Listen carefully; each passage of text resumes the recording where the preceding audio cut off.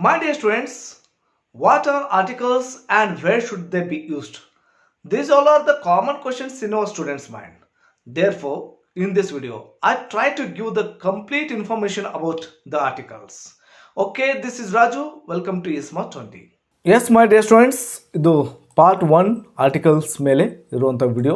ಇವೆಲ್ಲ ಬರ್ತಾವೆ ನೋಡ್ರಿ, a and the U K articles ಅಂತ ನಾವು ಕರಿತೀವಿ. ಏನು ಸರ್ ಆರ್ಟಿಕಲ್ಸ್ ಅಂತಂದರೆ, so articles are words that define a noun as specific or unspecific ಅಂತ ಸಿಂಪಲಾಗಿ ಹೇಳಲಿಕ್ಕೆ ಟ್ರೈ ಮಾಡಿದ್ದೀನಿ. ಆರ್ಟಿಕಲ್ಸ್ ಅಂದರೆ ಏನನ್ನು ಡಿಫೈನ್ ಮಾಡ್ತೇವೆ ಅಂದರೆ, ಒಂದು ನೌನ್, ಒಂದು ನಾಮಪದವನ್ನು ಏನು ಸ್ಪೆಸಿಫಿಕ್ ಇದೆನೋ ಅನ್ಸ್ಪೆಸಿಫಿಕ್ ಇದೆನೋ ಅನ್ನೋದನ್ನು ಒಂದು ಡಿಫೈನ್ ಮಾಡುತ್ತೆ. ಓಕೆ, ಸೊ ಅದೊಂದು ನಿರ್ದಿಷ್ಟವಾಗಿದೆನೋ ಅಥವಾ ಇಲ್ಲನೋ ಅನ್ನೋದನ್ನು ಹೇಳಿಕೊಡುತ್ತದೆ ಆರ್ಟಿಕಲ್ಸ್. ಸೊ ಎ ಯಾಂದ ಇವೆಲ್ಲ ಏನು ಕೆಲಸ ಮಾಡ್ತೇವೆ ಅಂದರೆ, ಅದು ಡಿಫೈನ್ ಮಾಡ್ತೇವೆ. ನೌನ್ ಏನು ಸ್ಪೆಸಿಫಿಕ್ ಇದೆನೋ ಅನ್ಸ್ಪೆಸಿಫಿಕ್ ಇದೆನೋ ಅನ್ನೋದನ್ನು ಡಿಫೈನ್ ಮಾಡ್ತೇವೆ. And articles are also kind of objectives. ಇದು ಭಾಳಷ್ಟು ಇಂಪಾರ್ಟೆಂಟ್ ನೋಡಿರಿ. ಸೊ ಭಾಳಷ್ಟು ಜನ ನಾವು ಇದು ಮರ್ತೇ ಬಿಡ್ತೀವಿ. ಆರ್ಟಿಕಲ್ಸ್ ಯಾವುದರಲ್ಲಿ ಬರ್ತವೆ ಅಂದರೆ, ಯಾವ ಪಾರ್ಟ್ಸ್ ಆಫ್ ಸ್ಪೀಚ್ದಲ್ಲಿ ಬರ್ತವೆ ಅಂದರೆ ಅಬ್ಜೆಕ್ಟಿವ್ಸಲ್ಲಿ ಬರ್ತವೆ. ನಾಮ ವಿಶೇಷಣ ಅಂತ ಏನು ಕರಿತೀವಲ್ಲ ಅದರಲ್ಲಿ ಬರ್ತವೆ. And articles are used before nouns or and adjectives. ಆರ್ಟಿಕಲ್ಸ್ನ ಎಲ್ಲಿ ಉಪಯೋಗಿಸ್ತೇವೆ ಅಂದರೆ, ಸೊ ಅಡ್ಜೆಕ್ಟಿವ್ ಅಥವಾ ನೌನ್ಸ್ಗಳ ಹಿಂದ್ಗಡೆ ನಾವು ಆರ್ಟಿಕಲ್ಸ್ನ ಉಪಯೋಗಿಸ್ತೇವೆ. ಸ್ವತಂತ್ರವಾಗಿ ಉಪಯೋಗಿಸೋದಿಲ್ಲ ಆರ್ಟಿಕಲ್ಸ್ನ. Okay, and next, so kinds of articles ಯಾವ್ಯಾವ ಸರ್? ಎಷ್ಟು ವಿಧಗಳಿದ್ದಾವೆ ಆರ್ಟಿಕಲ್ಸಲ್ಲಿ ಅಂತಂದರೆ, 2 ಕೈಂಡ್ಸ್ ಆಫ್ ಆರ್ಟಿಕಲ್ಸ್ ಇದ್ದಾವೆ. ಯಾವುದು? One is definite article. Okay, so ಈ ಡೆಫಿನಿಟ್ ಆರ್ಟಿಕಲ್ದಲ್ಲಿ ಒಂದು ಬರುತ್ತೆ, ಅದು ಯಾವುದಂದರೆ ದ ಅನ್ನೋದು ಬರುತ್ತೆ. ಓಕೆ, ಇನ್ನೊಂದು ಬರುತ್ತೆ ಇನ್ಡೆಫಿನಿಟ್ ಆರ್ಟಿಕಲ್ಸ್ ಅಂತೇಳಿ. ಈ ಇನ್ಡೆಫಿನಿಟ್ ಆರ್ಟಿಕಲ್ದಲ್ಲಿ 2 ಬರ್ತವೆ. ಸೊ ಎ ಮತ್ತು an. So definite and indefinite article ಅಂತ 2 ಆರ್ಟಿಕಲ್ಸ್ ಬರ್ತವೆ. Okay, and so definite article ಅಂದರೆ ಏನು sir? Okay, it is use to refer to a particular person or thing ಅಂತ. ಒಂದು ನಿರ್ದಿಷ್ಟವಾದ ವ್ಯಕ್ತಿ ಅಥವಾ ವಸ್ತುವನ್ನು ರೆಫರ್ ಮಾಡಲಿಕ್ಕಾಗಿ, ಉಲ್ಲೇಖಿಸಲಿಕ್ಕಾಗಿ ನಾವು ಡೆಫಿನಿಟ್ ಆರ್ಟಿಕಲ್ನ ಉಪಯೋಗಿಸ್ತೇವೆ. ಓಕೆ, ದನ ಉಪಯೋಗಿಸ್ಬೇಕಾದ್ರೆ ಅಲ್ಲೊಂದು ನಿರ್ದಿಷ್ಟತೆ ಇರಬೇಕು. ಆ ವ್ಯಕ್ತಿ ಆಗಿರ್ಬೋದು, ಒಂದು ವಸ್ತು ಆಗಿರ್ಬೋದು, ಅದರಲ್ಲಿ ನಿರ್ದಿಷ್ಟತೆ ಇರಬೇಕು. ಅಂಥ ಸಂದರ್ಭದಲ್ಲಿ ಮಾತ್ರ ನಾವು ದನ ಉಪಯೋಗಿಸ್ತೇವೆ. Okay, and indefinite article a ಮತ್ತು ಯಾನ್ ಬರ್ತಾವಲ್ಲ, ಸೊ ಇವನ್ನ it does not refer to a particular person or thing. ಅದೇ ವಾಕ್ಯವನ್ನು ಡಸ್ ನಾಟ್ ಅಂತ ಹಾಕಿದ್ದೇನೆ. ಓಕೆ, ಸೊ ಇದನ್ನು ಯಾವುದೇ ಒಂದು ನಿರ್ದಿಷ್ಟವಾದ ವ್ಯಕ್ತಿ ಅಥವಾ ವಸ್ತು ಇಲ್ಲಿ ಇರೋದಿಲ್ಲ. ಎ ಮತ್ತು ಯಾನನ್ನು ಉಪಯೋಗಿಸಿದರೆ, ಸೊ ಅದನ್ನೇ ದ ಉಪಯೋಗಿಸಿದ್ರೆ ಅಲ್ಲಿ ನಿರ್ದಿಷ್ಟತೆ ಇರುತ್ತೆ. ಸೊ ದ ಅಂದ್ಬಿಟ್ಟು ಎ ಮತ್ತು ಯಾನ್ ಉಪಯೋಗಿಸಿದ್ರೆ ಅಲ್ಲಿ ನಿರ್ದಿಷ್ಟತೆ ಇರೋದಿಲ್ಲ. Okay, and the sense one or any one, unknown or someone. So ಇಲ್ಲಿ ಯಾವ ಸೆನ್ಸ್ ಇರುತ್ತಂದರೆ, ಎ ಮತ್ತು ಯಾನ್ ಉಪಯೋಗಿಸ್ಬೇಕಾದ್ರೆ ಒಂದು ಅನ್ಸ ಯಾವುದೋ ಒಂದಾಗಿರ್ಬೋದು, ಅಥವಾ ಅನ್ನೋನ್ ಆಗಿರ್ಬೋದು, ಅಥವಾ ಸಮೋನ್ ಆಗಿರ್ಬೋದು, ಈ ಒಂದು ಭಾವನೆ ಅಲ್ಲಿ ಇರುತ್ತೆ. ಓಕೆ, ಸೊ ಸರ್ ಎಕ್ಸಾಂಪಲ್ ಹೇಳಿ ಅಂತಂದರೆ, ಇಲ್ಲಿ ಒಂದು ವಾಕ್ಯ ಕೊಟ್ಟಿದ್ದೀನಿ ನೋಡಿರಿ.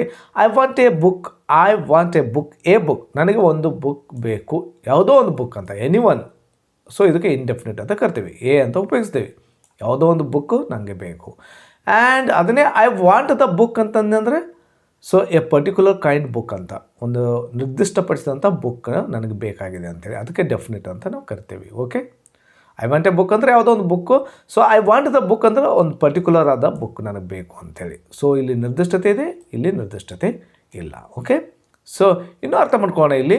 So use of indefinite article, ಇವನ್ನ ಎಲ್ಲೆಲ್ಲಿ ಉಪಯೋಗಿಸ್ತೇವೆ ಸರ್ ಎ ಮತ್ತು ಯಾನನ್ನು ಅಂತಂತಂದರೆ, first point is there, a or an is used before a singular noun which is countable when it is mentioned for the first time. It's very important statement, ಭಾಳಷ್ಟು best statement ಅಂತ ನಾನು ಕರಿತೀನಿ.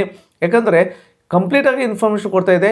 A ಮತ್ತು ಏನನ್ನು ಎಲ್ಲಿ ಉಪಯೋಗಿಸ್ಬೇಕಂದ್ರೆ, ಒಂದು singular noun ಇರಬೇಕು, ಏಕವಚನದ ನಾಮಪದ ಹಿಂದ್ಗಡೆ, ಮತ್ತು ವಿಚ್ ಈಸ್ ಕೌಂಟೇಬಲ್, ಅದು ಕೌಂಟೇಬಲ್ ಆಗಿರಬೇಕು. ಓಕೆ, ಅನ್ಕೌಂಟೇಬಲ್ ಆಗಿರಬಾರ್ದು, ಕೌಂಟೇಬಲ್ ಇರಬೇಕು. And when it is mention for the first time, ಅದನ್ನು ನಾವು ಫಸ್ಟ್ ಟೈಮ್ ಮೆನ್ಷನ್ ಮಾಡ್ತಾ ಇದ್ದರೆ ಎ ಮತ್ತು ಯಾನನ್ನು ಉಪಯೋಗಿಸ್ಬೇಕಾಗತ್ತೆ. ಸೊ ಸೆಕೆಂಡ್ ಟೈಮ್ ಬೇಕಾದ್ರೆ ದನ ಉಪಯೋಗಿಸ್ಬೋದು. ಓಕೆ, ಗೊತ್ತಾದ? ಸೊ ನಾವು ಸ್ಟೆಪ್ ಬೈ ಸ್ಟೆಪ್ ಹೋಗ್ತಾ ನಿಮ್ಗೆ ಅರ್ಥ ಆಗುತ್ತೆ ಇದು. ಓಕೆ, ಈ ಪಾಯಿಂಟ್. ಮತ್ತು ಇದು ಕಂಪ್ಲೀಟಾಗಿ ಅರ್ಥ ಆಗಬೇಕಾದ್ರೆ ದ ಅಂತೇಳಿ ಏನಿರುತ್ತೆ ನೋಡಿರಿ, ದ ಆರ್ಟಿಕಲ್ನ ಎಲ್ಲಿ ಉಪಯೋಗಿಸ್ಬೇಕು ಅನ್ನೋ ಟೈಮ್ದಲ್ಲಿ, ಸೊ ಇದು ಕಂಪ್ಲೀಟಾಗಿ ಅರ್ಥ ಆಗುತ್ತೆ. ಓಕೆ, ಸೊ ಒಂದು ಸಿಂಗ್ಯುಲರ್ ನೌನ್ ಹಿಂದ್ಗಡೆ ಉಪಯೋಗಿಸ್ತೇವೆ ಎ ಮತ್ತು ಯಾನನ್ನು, ಅದು ಕೌಂಟೇಬಲ್ ಇರಬೇಕು. ಆ್ಯಂಡ್ ಅದು ಫಸ್ಟ್ ಟೈಮ್ ಮೆನ್ಷನ್ ಮಾಡುವಂಥ ಸಂದರ್ಭದಲ್ಲಿ ಎ ಮತ್ತು ಯಾನನ್ನು ಉಪಯೋಗಿಸ್ತೇವೆ. ಸೊ ಎಕ್ಸಾಂಪಲ್ ನೋಡಿ, I need an umbrella, I need an umbrella ಅಂತೇಳಿ ಕೊಟ್ಟಿದ್ದೀನಿ. So we live in a small house ಅಂತೇಳಿ ಕೊಟ್ಟಿದ್ದೀನಿ. ಓಕೆ, ಇವು example. And he took a pan. So ಇವು ಎಕ್ಸಾಂಪಲ್ ಅದಕ್ಕಾಗಿ. Okay, and second point, a or an is used before the name of profession. ಇದು ಭಾಳಷ್ಟು ಚೆಂದಿದೆ ನೋಡಿ. ಪ್ರೊಫೆಷನ್ ಹಿಂದ್ಗಡೆ ಹೆಸರು, ಪ್ರೊಫೆಷನ್ ಹೆಸರುಗಳ ಹಿಂದ್ಗಡೆ ಎ ಅಥವಾ ಏನನ್ನು ಉಪಯೋಗಿಸಬೇಕು. ಅಂದರೆ ಪ್ರೊಫೆಷನ್ ಅಂದರೆ ಇಲ್ಲಿದೆ ನೋಡಿ, ಐ ಆಮ್ ಎ ಟೀಚರ್ ಅನ್ನೋದೊಂದು ಪ್ರೊಫೆಷನ್. ಸೊ ಅದ್ರ ಹಿಂದ್ಗಡೆ ಎ ಅಥವಾ ಯಾನ್ ಬರಲೇಬೇಕು. And she is a doctor ಅನ್ನೋ ಪ್ರೊಫೆಷನ್, ಅದ್ರ ಹಿಂದ್ಗಡೆ ಎ ಇದೆ. And he is an M L A ಹಿಂದ್ಗಡೆ ಯಾನನ್ನು ಉಪಯೋಗಿಸ್ತೀವಿ. ಏನಾದ್ರೆ ಬರಬೇಕು ಒಂದು, ಯಾನಾದ್ರೆ ಬರಬೇಕು ಒಂದು. Okay. And third point, a or an is used with certain numbers. ಕೆಲವು ನಂಬರ್ಸ್ಗಳು ಹಿಂದ್ಗಡೆನೂ ಉಪಯೋಗಿಸ್ತೀವಿ. ಯಾವ ರೀತಿ ಅಂತಂದರೆ ಇಲ್ಲಿ ನೋಡಿ, a 100, a 1000, A million, A dozen, A couple ಅಂತ ಈ ರೀತಿ ಎನ ಉಪಯೋಗಿಸ್ತೀವಿ. ಎ ಅಥವಾ ಏನನ್ನು ಉಪಯೋಗಿಸ್ಬೋದು. ಇನ್ನೂ ಎಕ್ಸಾಂಪಲ್ ಹೇಳ್ಬೇಕಾದ್ರೆ, ಐ ಹ್ಯಾವ್ ಎ 1000 rupees ಅಂತ. ಓಕೆ, ಎಷ್ಟು ಚೆನ್ನಾಗಿದೆಯಲ್ಲ. They have purchased a dozen eggs ಅಂತ ಈ ರೀತಿ ಉಪಯೋಗಿಸ್ತೀವಿ. Okay. And fourth point, it is used in exclamatory sentences before singular countable nouns. ಇದು ಆಲ್ರೆಡಿ ಗೊತ್ತಾಗಿದೆ, ಸಿಂಗ್ಯುಲರ್ ಮತ್ತು ಕೌಂಟಬಲ್ ನೌನ್ಸ್ ಇರಬೇಕಂತೇಳಿ. ಅದರಲ್ಲೂ ಎಕ್ಸ್ಕ್ಲೇಮೇಟರಿ ಸೆಂಟೆನ್ಸ್ದಲ್ಲಿ ಉಪಯೋಗಿಸ್ತೇವೆ. ಯಾವ ರೀತಿ ಉಪಯೋಗಿಸ್ತೇವೆ ಸರ್? ಉದ್ಗಾರವಾಚಕ ಅಥವಾ ಭಾವಸೂಚಕ ವಾಕ್ಯಗಳಲ್ಲಿ ಅಂತಂದರೆ, what a beautiful flower. So a ಉಪಯೋಗಿಸಿದಲ್ಲಿ ಈ ರೀತಿ ಎಕ್ಸ್ಕ್ಲೇಮೇಟರಿ ಸೆಂಟೆನ್ಸಲ್ಲಿ ಉಪಯೋಗಿಸ್ತೇವೆ. And what a cute puppy ಅಂತ ಉಪಯೋಗಿಸ್ತೀವಿ. Okay. And what a brilliant idea ಈ ರೀತಿ ಆರ್ಟಿಕಲ್ನ ಉಪಯೋಗಿಸ್ತೇವೆ. ಗೊತ್ತಾಯ್ತಾ? And when a verb is used as a noun, ಒಂದು ಕ್ರಿಯಾಪದವನ್ನು ನಾಮಪದವಾಗಿ ಉಪಯೋಗಿಸುವಾಗ a or an is used before it. ಅವುಗಳ ಹಿಂದೆ ನಾವು ಎ ಅಥವಾ ಏನನ್ನು ಉಪಯೋಗಿಸಬೇಕು. ಒಂದು ಕ್ರಿಯಾಪದವನ್ನು ನಾಮಪದವಾಗಿ ಉಪಯೋಗಿಸುವಾಗ. ಸರ್ ಅಂಥವೇ ಇರ್ತವೆ ಸರ್ ಅಂತಂದರೆ, ಇಲ್ಲಿ ಎಕ್ಸಾಂಪಲ್ ನೋಡಿ, he goes for a walk ಅಂತಿದೆ. He goes for a walk ಅನ್ನೋದು ಕ್ರಿಯಾಪದ. ಬಟ್ ಇಲ್ಲಿ it's not a verb, it's a noun. Walk ಅನ್ನೋದು ನೌನ್ ಆಗಿ ಕೆಲಸ ಮಾಡ್ತಿದೆ. ಸೊ ಅಂಥ ಸಂದರ್ಭದಲ್ಲಿ ಏನೋ ಉಪಯೋಗಿಸ್ತಾ ಇದ್ದೇವೆ. He goes for a walk ಅಂತ. ಇನ್ನೊಂದು ಎಕ್ಸಾಂಪಲ್ ನೋಡಿ, he has gone for a ride ಅಂತ. ರೈಡ್ ಅನ್ನೋದು actually it's not a verb here, it's a noun. So ಅದಕ್ಕೆ ಅದರ ಹಿಂದ್ಗಡೆ ಎ ಅಥವಾ ಯಾನ್ ಬರಬೇಕು. ಇಲ್ಲಿ ಎ ಸೂಟೇಬಲ್ ಇದೆ, ಎನ ಉಪಯೋಗಿಸ್ತಾ ಇದ್ದೀವಿ. ಓಕೆ, ಗೊತ್ತಾಯ್ತಾ ಸರ್? ಎ ಮತ್ತು ಯಾನ್ ಎಲ್ಲೆಲ್ಲಿ ಉಪಯೋಗಿಸ್ತೀವಿ ಅಂತಂದರೆ, ಇಲ್ಲಿ ಮತ್ತೆ ಹೆಲ್ಪ್ ಆಗುತ್ತೆ ನಿಮಗೆ. A is used before a word. ಎನ ಎಲ್ಲಿ ಉಪಯೋಗಿಸ್ತೀವಿ ಅಂದರೆ, ಯಾವ ಶಬ್ದಗಳ ಹಿಂದುಗಡೆ ಅಂದರೆ, beginning with a consonant sound. ವ್ಯಂಜನ ಸೌಂಡ್ಗಳ ಹಿಂದ್ಗಡೆ ಉಪಯೋಗಿಸ್ತೇವೆ. ನೋಡಿರಿ, ಯಾವ ಶಬ್ದದ ಫಸ್ಟ್ ಅಕ್ಷರ ಅದರ ಸೌಂಡ್ ಕಾನ್ಸೋನೆಂಟ್ ಇರುತ್ತೋ ಅದರ ಹಿಂದ್ಗಡೆ ಏನು ಉಪಯೋಗಿಸ್ತೇವೆ. ನೆನಪಲ್ಲಿ ಇಟ್ಕೊಡಿ, ಕಾನ್ಸೋನೆಂಟ್ ಶಬ್ದ ಇದೆ ಅನ್ಬೇಕು, ಅಕ್ಷರ ಇದೆ ಅನ್ಬೇಕು, ಅದನ್ನು ನಾವು ಎ ಅಂತ ಉಪಯೋಗಿಸೋದಿಲ್ಲ. ಸೊ ಕಾನ್ಸೋನೆಂಟ್ ಸೌಂಡ್ ಇರಬೇಕು, ಕಾನ್ಸೋನೆಂಟ್ ಉಚ್ಚಾರಣೆ ಅಲ್ಲಿ ಇರಬೇಕು.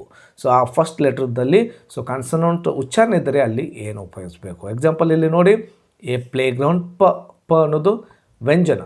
ಓಕೆ. ಆ್ಯಂಡ್ ಎ ಬಾಯ್, ಬ. ಓಕೆ, ವ್ಯಂಜನ. ಎ ಟೇಬಲ್, ಟ. Okay, it's a consonant. Okay. A horse, ಹಾ. ಓಕೆ, ಇವೆಲ್ಲ ಕಾನ್ಸೋನೆಂಟ್. ಅಂದರೆ ಇವೆಲ್ಲ ಬರ್ತಾವೆ ನೋಡಿರಿ ಕಾನ್ಸೋನೆಂಟ್ಸ್ ಅಂತೇಳಿ. ಆ್ಯಕ್ಚುಲಿ ಇವು ಬಂದರೆ ಅದು ಎ ಅಂತ ಉಪಯೋಗಿಸ್ಬೇಕಂತೇನೂ ಅರ್ಥ ಅಲ್ಲ. ನಾನು ಹೇಳ್ತಾ ಇದ್ದೀನಿ, ಅದರ ಸೌಂಡ್ ಇರಬೇಕು. ಈ ಕಾನ್ಸೋನೆಂಟಲ್ ಸೌಂಡ್ ಇದ್ದರೆ ಸೊ ಅದರ ಹಿಂದ್ಗಡೆ ಏನೋ ಉಪಯೋಗಿಸಿ. ಗೊತ್ತಾಯ್ತಾ? ಎಸ್. ಆ್ಯಂಡ್ ಸೆವೆಂತ್ ಪಾಯಿಂಟ್, ಯಾನ್ is use before a word beginning with a vowel sound. ಮತ್ತೆ ಹೇಳ್ತಾ ಇದ್ದೀವಿ, ಇಲ್ಲಿ ಓವಲ್ ಸೌಂಡ್ ಜೊತೆಗೆ ಸ್ಟಾರ್ಟ್ ಆಗುವಂಥ ಶಬ್ದಗಳು ಇದ್ದರೆ ಅಲ್ಲಿ ಯಾನನ್ನು ಉಪಯೋಗಿಸಿ. ಓವಲ್ ಇದ್ದರೆ ಮಾತ್ರ ಅಂತ ಅನ್ಕೋಬೇಡ್ರಿ, ಓವಲ್ ಸೌಂಡ್ ಇರಬೇಕು. ಓವಲ್ ಸೌಂಡ್ ಇರಬೇಕು, ಉಚ್ಚಾರಣೆ ಇರಬೇಕು. ಎಕ್ಸಾಂಪಲ್ ಇಲ್ಲಿ ನೋಡಿ, ಆ್ಯನ್ ಅರ್ಜೆಂಟ್ ವರ್ಕ್, ಅ ಇದೆ ಇಲ್ಲಿ. Okay, Oval. An apple. Okay, yeah. An accident, yeah. Okay, ಈ ರೀತಿ ಓವಲ್ ಸೌಂಡ್ ಇದೆ. ಓಕೆ. ಸೊ ಆ್ಯನ್ ಆ್ಯಕ್ಟ್ರೆಸ್, ಈ ರೀತಿ ಓವಲ್ ಸೌಂಡ್ ಹಿಂದ್ಗಡೆ ಉಪಯೋಗಿಸಿ ಯಾನನ್ನು ಅಂತ ಹೇಳ್ತಿದ್ದೀವಿ. ಇವು ಬರ್ತವೆ, ಎ ಇ ಐ ಓ, ಇವು ಓವಲ್ಸ್ ಅಂತ ಕರಿತೀವಿ. ಬಟ್ ಇವು ಇದ್ದ ಮಾತ್ರಕ್ಕೆ ನೀವು ಯಾನ್ ಅಂತ ಉಪಯೋಗಿಸ್ಬೇಡ ಅಂತ ನಾನು ಹೇಳ್ತಾ ಇದ್ದೀನಿ. ನೆನಪಲ್ಲಿ ಇಟ್ಕೊಡ್ರಿ, ಇವುಗಳ ಸೌಂಡ್ ಫಸ್ಟ್ ಅಕ್ಷರದಲ್ಲಿ ಇದ್ದರೆ, ಇವುಗಳ ಉಚ್ಚಾರಣೆ ಇದ್ದರೆ ಸೊ ಯಾನನ್ನು ಉಪಯೋಗಿಸಿ. ಗೊತ್ತಾಯ್ತಾ? Yes. 8th point, a is also use before vowel having a consonant sound. ಇಲ್ಲಿ ಬಂತು ನೋಡ್ರಿ, ನಾನು ಅದನ್ನೇ ಹೇಳ್ತಾ ಇದ್ದೀನಿ. ಎನ್ನು ಓವಲ್ ಅಕ್ಷರ ಹಿಂದ್ಗಡೆನೂ ಉಪಯೋಗಿಸ್ತೇವೆ, ಬಟ್ ಆ ಓವಲ್ ಕಾನ್ಸೋನೆಂಟ್ ಸೌಂಡ್ ಇರುತ್ತೆ. ಏನು ಸರ್ ಇದನ್ನು ವಿಚಿತ್ರ ಹೇಳ್ತಾ ಇದ್ದಾರೆ ಅಂತಾರ. ಸೊ ಎಕ್ಸಾಂಪಲ್ ನೋಡಿ, ನಿಮ್ಗೆ ಗೊತ್ತಾಗುತ್ತೆ. ಎ ಯೂನಿಯನ್ ನೋಡಿ, ಇವು ನೋಡಿದ ತಕ್ಷಣ ಸರ್ ಓವಲ್ ಇದೆ ಯಾನ್ ಉಪಯೋಗಿಸ್ತೀವಿ ಅಂತ ಅನ್ಕೋಬೇಡ್ರಿ. ಸೊ ಯೂನಿಯನ್ ಇಲ್ಲಿ ನೋಡಿ, ನಾನು ಫೊನೆಟಿಕ್ ಕೂಡ ಕೊಟ್ಟಿದ್ದೀನಿ. ಸೊ ಈ ಕಾನ್ಸೋನೆಂಟ್ ಸೌಂಡ್ ಇರೋ ಕಾರಣಕ್ಕಾಗಿ ಏನೋ ಉಪಯೋಗಿಸ್ತಾ ಇದ್ದೀವಿ. ಓಕೆ. ಆ್ಯಂಡ್ ಎ ಯೂನಿವರ್ಸಿಟಿ ನೋಡಿರಿ, ಯು ಇದೆ ಅಂದ್ಬೇಕು ಏನು ಉಪಯೋಗಿಸ್ಬೇಡಿ, ಅದರ ಸೌಂಡ್ ನೋಡಿ ಕಾನ್ಸೋನೆಂಟ್ ಸೌಂಡ್ ಇದೆ. ಸೊ ಆ ಕಾರಣಕ್ಕಾಗಿ ಎ ಉಪಯೋಗಿಸ್ತಾ ಇದ್ದೇವೆ. ಎ ಯೂನಿಟ್ ಇವೆಲ್ಲ ನೋಡಿದ್ರೆ ಗೊತ್ತಾಗುತ್ತೆ. ಎ ಒನ್ ಡೇ ಮ್ಯಾಚ್ ನೋಡಿರಿ. ಓ ಇದೆ ಸರ್ ಏನು ಉಪಯೋಗಿಸ್ತೇವೆ ಅಂತಲ್ಲ, ವ ವ ವ ಈ ಸೌಂಡ್ ಇದೆ, ಕಾನ್ಸೋನೆಂಟಲ್ ಸೌಂಡ್ ಇದೆ, ಅದಕ್ಕಾಗಿ ಎ ಉಪಯೋಗಿಸ್ತಾ ಇದ್ದೀವಿ. ಆ್ಯಂಡ್ ಯುರೋಪಿಯನ್ ನೋಡಿ, ಯುರೋಪಿಯನ್ ನೋಡಿ ಸೌಂಡ್ ಆ್ಯಂಡ್ ಈ ರೀತಿ. Okay, an is also use before a consonant having a vowel sound. Yes, ಇಲ್ಲಿ ನೋಡಿ.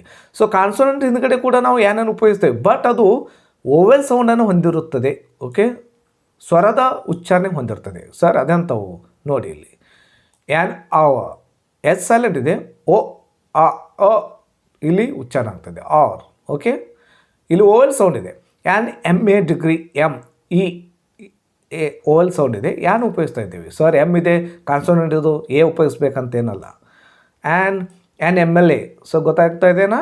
An M P S, an L L B ಈ ನೋಡಿ ಉಚ್ಚಾರಣೆ ಯಾವುದು ಇದೆ ನೋಡಿ, ಅದನ್ನು ನೋಡಿ ನಾವು ಏನನ್ನು ಉಪಯೋಗಿಸಬೇಕಾಗತ್ತೆ.